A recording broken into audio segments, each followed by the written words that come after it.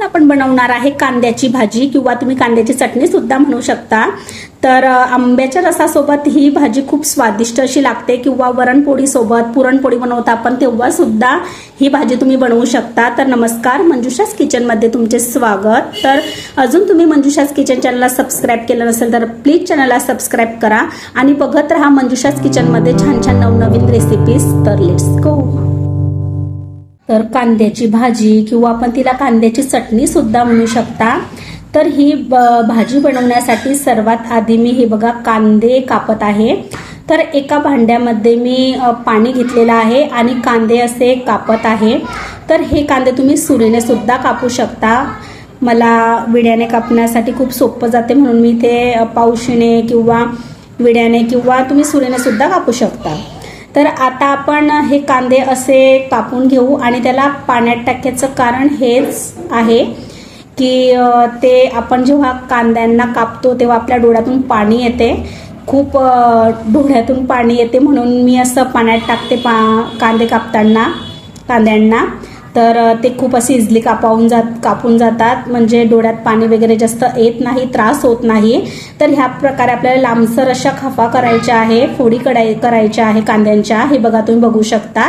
तर मी इथे सर्व असे मस्त असे लांबसर असे कांदे कापून घेतलेले आहे आणि ते पाण्यात छान असे भिजू दिलेले आहेत। तसे कांदे तर आपले कापून झालेले आहे। आता एका कढईमध्ये आपण 2 पड्या तेल टाकून घेऊ आणि तेल छान तापल्यावरती आता आपल्याला इथे नेहमीप्रमाणे जिरं आणि मोहरी टाकायची आहे।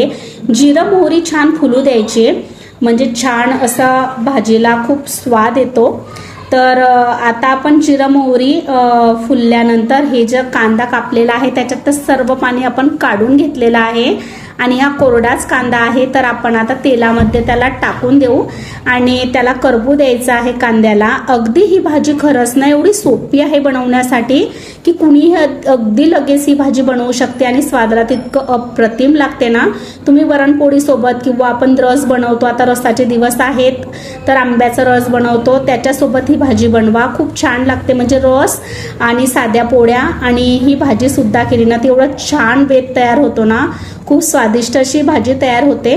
तर आता तेलामध्ये आपण हा कांदा असा परतवून घेऊ म्हणजे कांदा छान असा परतवून घ्यायचा आहे। खूप 15 साधारण 15 मिनिट तरी लागतात या कांदा करपण्यासाठी, तेव्हाच कांदा असा कचवट राहत नाही, तो छान असा मऊ होतो आणि स्वादाला खूप छान लागतो। म्हणून आपल्याला नेहमी सतत असा हा कांदा हलवतच राहायचा आहे।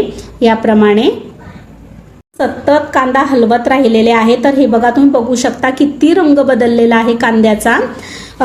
आता मस्त असा त्याचा रंग बदलला आहे। मी अधूनमधून झाकण सुद्धा ठेवून दिलेलं होतं आणि हलवतच राहायचं फक्त, कारण कांदा हलवतच राहायचा कारण तो खाली लागू शकतो म्हणून। हे बघा किती छान असा ब्राऊन कलर आलेला आहे त्याला, तर आपल्याला असाच हवाय।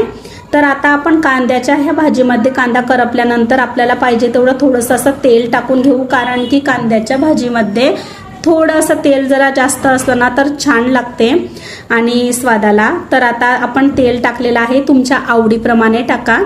तर मी इथे 1 पडी टाकलेला आहे किंवा तुम्ही 2 पड्या सुद्धा टाकू शकता तुमची जर छोटी पडी असेल तर। तर आता मी कांदा छान असा मिक्स करून घेतलेला आहे। तर आता आपण याच्यामध्ये 1.5 चमचा चटणी टाकून घेऊ। तर ही लाल मिरची पावडर आहे, तर माझी ही लाल मिरची पावडर खूप थोडी तिखट आहे म्हणून मी 1.5 चमचा टाकते। जर तुमची फिकी असेल तर 2 चमचे टाका। साधारण ही अर्धा किलो कांदे होते। तर आपण इथे भाजीला रंग येण्यासाठी हळद सुद्धा टाकलेली आहे आणि आता आपल्याला चवीनुसार मीठ सुद्धा टाकायचं आहे। अगदी साधी सोपी ही रेसिपी आहे, अगदी काही असे आगळे वेगळे मसाले लागत नाही, काही नाही, लगेच तुम्ही बनवू शकता। तर आता मिक्स करून घ्यायचं। तर हे बघा किती छान असा रंग दिसत आहे भाजीचा। तर मस्त असा आपण मिक्स केल्यानंतर आता याच्यामध्ये साधारण आपल्याला थोडंसं असं 1 ते 1.5 कप पाणी टाकायचं आहे म्हणजे छान असा कांदा परत शिजला जाईल आणि तो कचवट लागणार नाही म्हणून आपण पाणी टाकलेलं आहे। इथे 2 कप पाणी टाकून द्यायचं। तर आता आपण मिक्स केल्यानंतर थोडं झाकण ठेवून देऊ म्हणजे छान असा कांदा तो मस्त असा मऊ होऊन जाईल आणि भाजीला तेल सुद्धा सुटेल। तर हे बघा आता आपण छान असं मिक्स केलेलं आहे। तर आता मी थोडा वेळ झाकण ठेवून देते आणि मस्त असं मिक्स करून घ्यायचं आहे आपल्याला. आणि आता थोड्या वेळाने झाकण उघडून बघितलं तर छान असं तेल सुटलेलं आहे, तुम्ही बघू शकता. आणि मिक्स करून घ्यायचं आहे आपल्याला ही भाजी. आणि छान रंग सुद्धा आलेला आहे. हो, आणि इथे अगदी थोडासा 2 चिमूट आपण गरम मसाला टाकलेला आहे. गरम मसाल्यानं खूप स्वाद येतो आणि सुगंधही येतो.